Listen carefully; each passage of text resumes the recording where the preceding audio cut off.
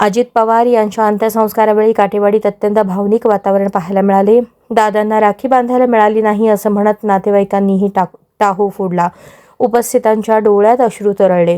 कुटुंबीय, समर्थक आणि कार्यकर्ते मोठ्या संख्येने उपस्थित राहून आपल्या लाडक्या नेत्याला अखेरचा निरोप देत होते.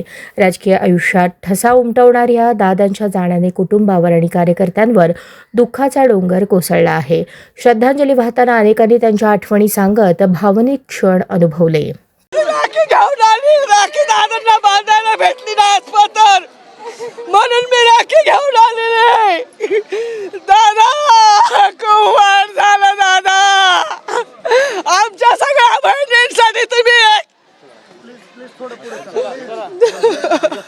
काय बोलावं ते समजा ना मला. ताई प्लीज पुढे जा, पुढे इथे गर्दी होती. प्लीज प्लीज भाऊ आता आमचा वाघ, ताई चला पुढे, आमचा वाघ गेला. पुढे पुढे चला. लेडीज पुढे चला, लेडीज एक साइडने पुढे चला, लेडीज एक साइडने पुढे चला. मीडियावाली सगळी मागे सरका, मीडियावाल्यांनी अजिबात गर्दी करू नका, मागे सरका, सरका मागे.